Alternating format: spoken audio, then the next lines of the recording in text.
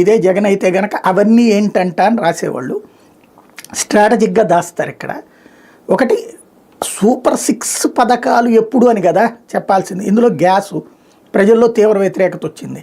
Gas బండకి కొంటున్నారు కానీ వాళ్ళకి డబ్బులు పడుతున్నది అతి తక్కువ మందికి మాత్రమే.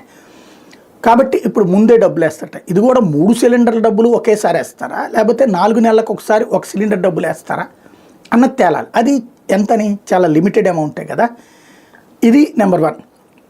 బస్సులు ఉచిత బస్సులు 2 నెలల తర్వాత 1 ఏడాది పాటు ఏ సంక్షేమ పథకము అమలు కాకుండా నడిచిన ఏడాది ఇది. పెన్షన్లు సూపర్ 6లో భాగం కాదు, పెన్షన్లు నవరత్నాల్లో భాగం కాదు.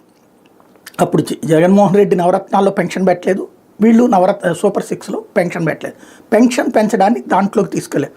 మిగతా సంక్షేమ పథకాల్లో గ్యాస్ సిలిండర్ది ఒక్కటే, అది ఉత్తుత్తే అయ్యింది. అంటే పరిమితంగా అయ్యింది. ఒక 20 లక్షల మందికో ఇచ్చినట్టున్నారు. రాష్ట్రంలో ఉన్నటువంటి 1,60,00,000 పోనీ 40 లక్షలు 50 లక్షలకి ఇచ్చారనుకుందాం. బట్ అదంతా అతి తక్కువ అమౌంట్. ఓవరాల్గా 1 ఏడాది పాటు అంటే 800 కోట్లేమో ఖర్చు పెట్టారు. 45,000 కోట్లు ఏడాదికి జగన్ ఖర్చు పెడితే వీళ్ళు 44,000 కోట్లు ఖర్చు పెట్టినట్టు అనుకుందాం. పోనీ 1000 పెట్టారనుకుందాం. అది పెద్ద ఇష్యూ. రెండోది వచ్చేటప్పటికి ఇప్పుడు కనబడుతున్నటువంటిది అమ్మ ఒడికి బదులు తల్లికి వందనం, అన్నదాత సుఖీభావ, ఈ 2 ఈ ఏడాది అమలు చేస్తారు.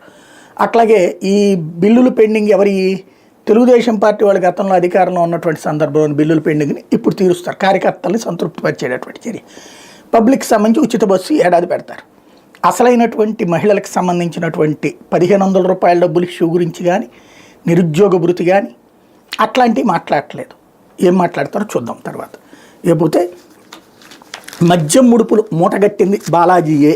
రాజకేశ్వరరెడ్డి కార్యాలయం నుంచి తన వాహనంలో తరలించేవారు. ఆ సొత్తుతో భారీ